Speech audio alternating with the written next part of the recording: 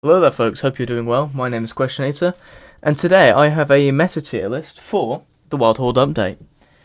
This is obviously my opinion on who's good, who's bad, the ins and outs of basically who I believe to be the best and the worst. So, as you can see from here, we have 6 tiers. S tier, which is the best of the best. A tier, which are close to being the best, but not quite there, but still extremely good.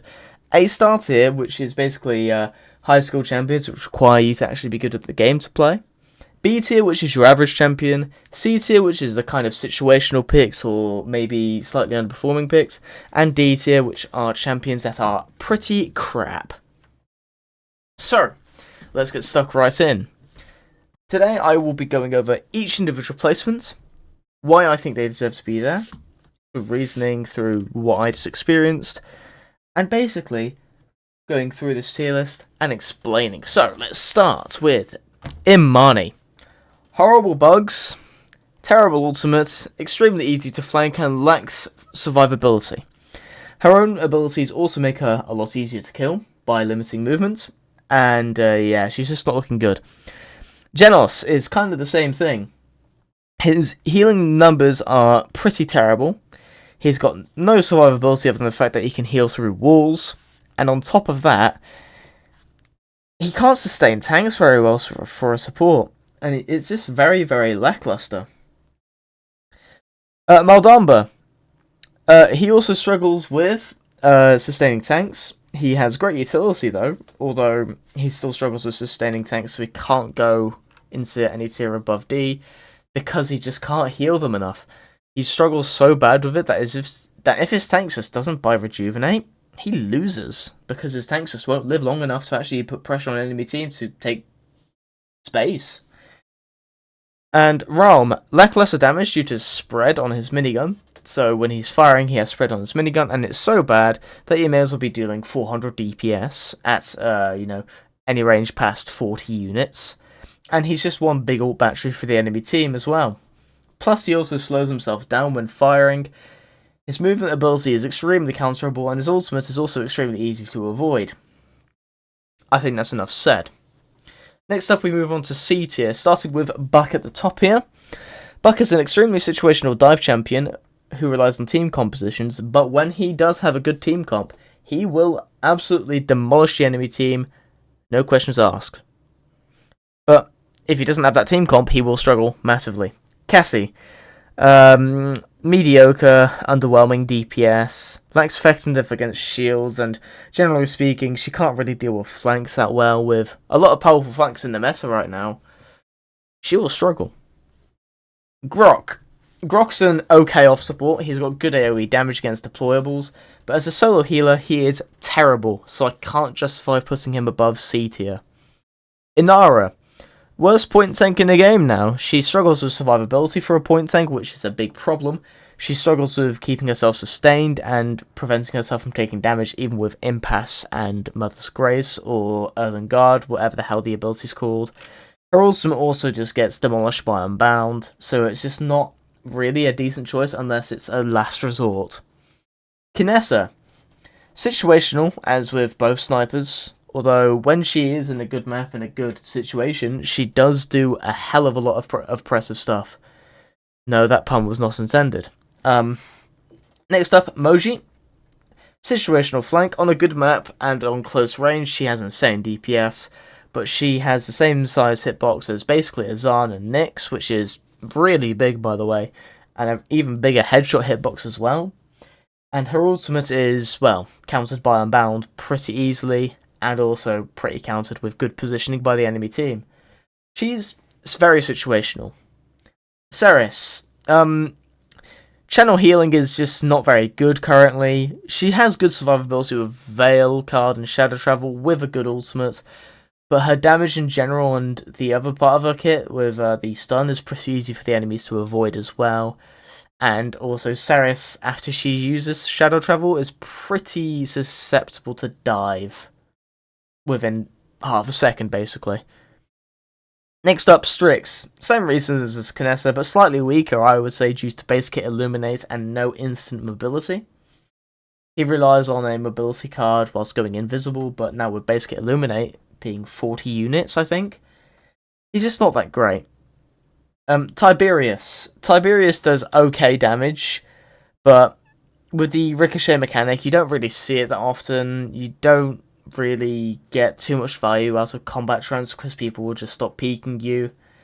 And your blade explodes, sure, but it does uncauterized damage, which can just be instantly healed back up. Your ultimate is also literally useless. Victor. Good DPS, good range, and that's everything he has. His ultimate's pretty easy to avoid if the enemy team is smart. And he's just really easy to dive as well. And struggles with running away because, well, he just gets shot when he tries to run away because it's not instant mobility, it's not quick mobility, it's just a run.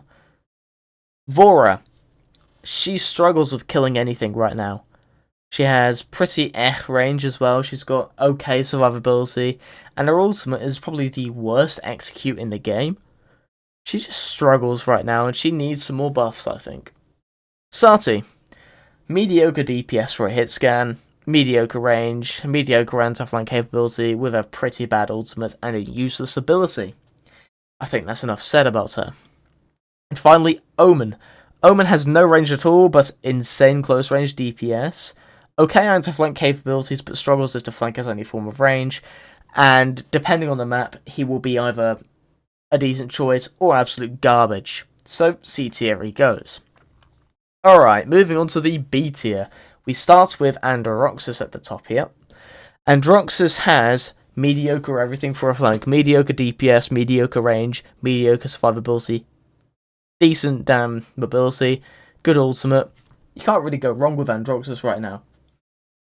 Barak, good point tank with decent sustain and good ultimate for taking space. His primary fire with tinkering is also pretty damn solid, and he's just a very good off-tank point tank. Corvus, great for pocketing flanks and damage champions whilst also keeping your tank sustained. With the recent buffs he got to his healing, I think he's a very, very good choice now. And generally speaking, he is amazing, especially on certain maps like Ice Mines, on Dawnforge, for example, and he works incredibly well. Next up is Dredge, the Spam King himself, with great spam and area denial, with an instant TP if you're playing around it correctly, although he does lack versus any flying or high mobility champion, which is why he is in B tier. Drogos has a great kit overall, but he gets easily countered with hit scans, of which a lot of hit scans are now meta from these new balance changes, and he does struggle against them, although he does have the best execute in the game with true damage for 100% of the target's HP, unless they got immortality or invulnerability from railed, and he does great damage per shot, great spam, and has good off-angle capabilities as well. Although he does struggle with flanks, I don't think he is really too reliant against flanks. Furia. Furia is a great off-support right now with Exterminate. She has great DPS. She can dish out a lot of damage with that, but on the solo support department, she's a little bit on the weaker side, with Cherish being probably the worst healing talent compared to Solar Blessing, of which Solar Blessing does reduce your stun to be a healing beam, of which if you use it as a stun, you're also lacking on the healing department more than if you're using Cherish. So it's kind of like a juggle, kind of I wouldn't recommend solo support, although she has an insane ultimate with that damage buff and speed buff for her team. Next up we have Io. She has DR on her channel healing for 15%, which is amazing. The dog also heals people, so flanks are something to fall back to if Io's busy supporting the tank. And her ultimate is lackluster, but generally speaking, Io is in a pretty solid state right now. Koga. Good overall kit with Cauterize cleansing abilities with his dash, and his ultimate does also cleanse Cauterize. Plus he also has piercing damage on the claws now. His ultimates, other than getting Cauterize out, is very lackluster damage-wise and pretty easy to avoid unless you see someone's used all their abilities, of which then you can go for a cheeky ult kill, but I wouldn't recommend it. But Koga's DPS is pretty damn good on SMGs, he's got piercing damage. You can't really go wrong with Koga right now, even if you're on PC. Maeve. Maeve has basically good range, she's reliable, good poke, and decent mobility. although she does lack a little bit of survivability, and her ultimates can be countered with Unbound, but can just be a general annoyance for the enemy team. She works fine, although she did get a necessary nerf recently, but she's still perfectly fine. Makoa, solid off-tank, who is amazing at just pulling people out of position with his hook. If you can hit them, he's a great off-tank, although he does struggle with headshots, and his ultimate's not really useful other than just getting yourself back to max HP or just stalling out a point. Charlene, solid anti-flank, but suffers from base kit Illuminate again. Base kit Illuminate is really coming in nasty against some of these invisible champions. But he still does great damage per shot, although he does still get hit pretty hard by the armor placing buffs. From 5.5% to 8%, he does get hit a bit hard by that. But generally speaking, he's still definitely playable, although he is a lot weaker from these base kit Illuminate changes. Skye is also the same thing. She's a high DPS speedy flank, of which when uncountered is pretty damn great. Although base kit Illuminate does put a bit of a halt to her shenanigans, also with a damage nerf, so her DPS is slightly reduced this patch as well. But generally speaking, I think she's still a pretty solid pick, especially if you're on controller. Next up is Terminus. Terminus is a good pick now. He has great Siphon uptime if you can hit your Calamity Blasts, and if you pair that with Decimation, you also get extra damage on those Calamity Blasts, which can just help your teams take out enemies a lot easier. His ultimate in the right scenario is also amazing because it's basically just, oh no, I died, and self-revive. What more do you need from that? You don't have to waste time in spawn anymore. Next up, we have Vivian. Good DPS, although she does lack in the department of mobility.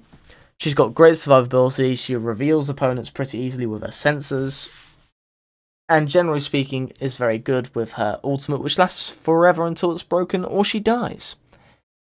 Willow. Blast Flower hard carries her to B tier. If it wasn't for Blast Flower, she would be in D tier. But Blast Flower got some pretty nice numbers buffs this patch, and she just does a hell of a lot more damage now, which has pushed her up to the B tier if you're into one shield, not two. If you're into two shields, you're probably going to struggle a lot more on Willow. But she's pretty decent right now with her dead zone. Ying. Her ultimate's great at countering other ultimates now that it's got a 1 second period of cleansing effects, which is pretty damn awesome for her entire team. Plus she's got good survivability if you play her clones correctly with her mobility. And on top of that, she's got decent healing overall for her team. With said clones, with lifelink. Pretty damn good support. Yagoroth. Now you may be surprised to see Yagoroth as high, but it's because on the maps where she is good, she is extremely oppressive. Not Sniper's tiers of oppressive, that's dealable even still. But Yagoroth on good maps, oh my god. She is really, really painful to play against, and I don't like it. Her ultimate is a free execute as well, although it is pretty counterable compared to Drogo's because she can just shoot her. But if she uses it correctly, it's just a free kill. She's got great AoE damage as well with her acid spray. And Quills also just add that extra damage in. She's just really good on certain maps and scenarios. Ray. Great utility with providing free ultimate charge, although she does lack on solo support. But for an off support, she's pretty damn amazing, because she's pretty good at countering flanks, especially some flanks which we'll get into in the future. And generally speaking, she's great in a double support scenario, but not so great in a solo support, like Furia in a way. Betty the Bomber. She's also incredibly good at spam, but she does lack survivability. But she does have more spam in the land of she has her right click, her primary fire, and also her spinny wheel thing of death. It's just very, very good at locking down areas and denying basically play in certain areas if you play her correctly. Although she is very easy to play. Lilith. Lilith is a very good healer. If your tanks and your damage and your flank do not have vertical mobility and are not incredibly quick. If they do, you will struggle, because Lilith can only heal one person at a time who has good mobility, and other than that, she struggles massively, like incredible amounts of struggling. and I don't get how. Caspian, solid flank with solid mobility. Damage is pretty damn solid, and his movement speed cards on the finer things is still pretty damn insane. And his ultimate is still a delete button. Get over it. Caspian's still an alright choice, and he also doesn't get countered by Unbound. So, huzzah. Kasumi is more of an anti-flank now, as a flank. Her traps can be a pain for the enemy team. She does struggle with shields, however. But generally speaking, she's got pretty good survivability with her DR and her movement ability. And she is doing just fine. Now, on to the A-star tier. Let's begin with Atlas. Atlas is a very good off-tank if you know what you're doing with the rewinds. You can prevent people from escaping, you can prevent people from getting max healed again, and securing kills is a lot easier with a good Atlas player on your team. If you have a terrible Atlas player on your team, the enemy team will have such an easy time, you wouldn't believe it. Same can be said for Eevee. Highest skill flank in the game, extremely reliable skill. If you don't have that skill, unlucky, you are not doing any good. You are going to throw for your team, and it's a 4v5, and the enemy team will steamroll you. Simple as that. Pip. Pip is the highest skill support for healing, I think, with Combat Medic. He's great potential with his ultimate, he's got great potential with his entire kit, and if you know what you're doing with Pip, I would say go for Pip. If you don't know what you're doing for Pip, I would say go play a different support like Corvus, or go play Grover or something. Vaatu is the second highest skill flank in the game, and has incredible burst potential, but lacks range massively. He's got a few little techs to do with his primary fire here and there, which can be pretty damn useful, but generally speaking, he does still struggle if you are not good at playing Vaatu. If you know what you're doing though, you can completely wipe teams so incredibly quickly that I just don't believe it. Anyways, now on to A tier. Ash. Ash is great at making space and applying pressure with Slugshot now that it's got a 12.5% damage buff from 400 to 450 from using that talent. She's just really, really good at being an off-tank and just putting pressure on the opponents and making space. Like, I don't really know what to say other than that, other than her ultimate is also incredible for stalling points if you really need her to. What more do you need? I don't know. Anyways, next up we have Fernando. I would say is the best point tank in the game right now. Versatile shield, his charge can be used with the shield as well, just to give him that extra little bit of damage whilst also using the shield. Great AoE, incredible ultimate, and his fireball can be used for poke. He's just generally speaking extremely good. Leon, that damage and range buff to a primary fire with precision is nasty tiers of good. Like, she can be an excellent anti-flank, she can be an excellent shield buster, an excellent tank buster, and she's just really, really hard to deal with now, especially with that max HP buff which she received. She's just extremely good. Ruckus. High skill, off-tank, rewarding flanking with your flank. Great DPS, with a pretty damn good emitter for shields as well.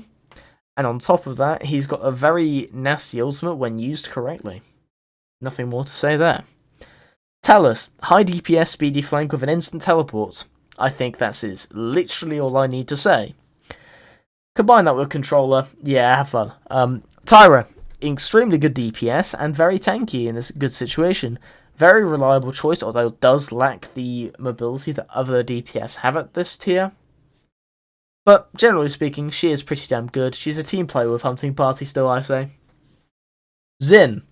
Xin is just gonna live. He's insane with survivability, has great damage for a flank, and can just be like waltz into your backline, kill someone, waltz out, and you won't be able to kill him if he's playing correctly. He's just extremely good. Octavia.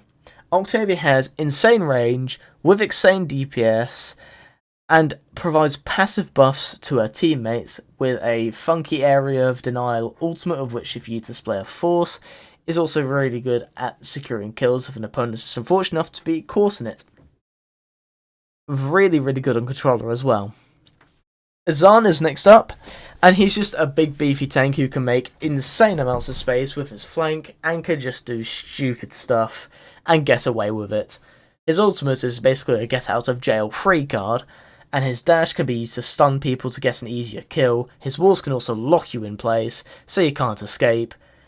He's just extremely oppressive right now, and he works very well, but still not as good as two other off tanks. 7. As you know, I am a 7 main. He has the best mobility in the game, bar none, without any problems. He has a great long range poke with burst mode and punishes enemies who dive people with mag dump extremely easily now with the range buff.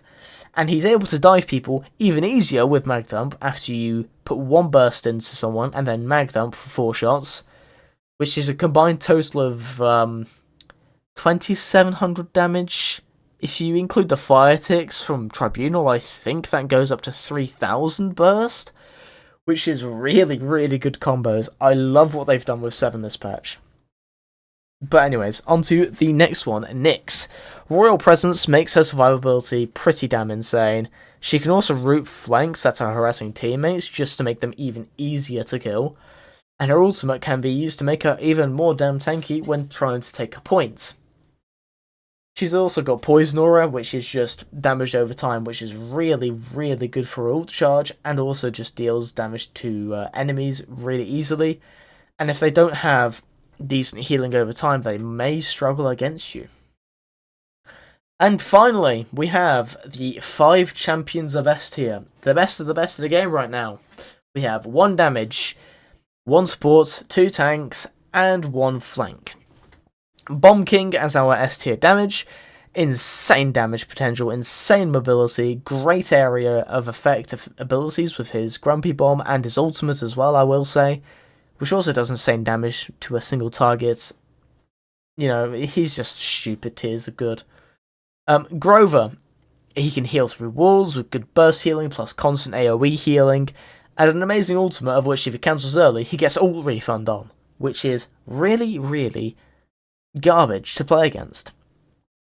Khan, great DPS for a tank, great sustain for a tank, and can even heal his teammates as a tank, plus a free kill for an ultimate. He just ults you, he grabs you, and you cannot do anything against it. Lex, 90% DR and CC immunity on a 4-second cooldown with Heroism. Great DPS, and with the card Wicked Don't Rest, which is 25% cooldown reduction on slide, for each hit on an enemy with no internal cooldown, and he's just a pain to fight against. He's just insane. And finally, Torvald. With the Guardian buffs, he provides so much shielding that you may as well just invest wholeheartedly into Rekka to try and counter him, and then he can just get even more items whilst you give him even more shielding credits. Torvald is just extremely good for pocketing flanks, making your flanks even more tanky and even more easy to flank with and just kill your backline.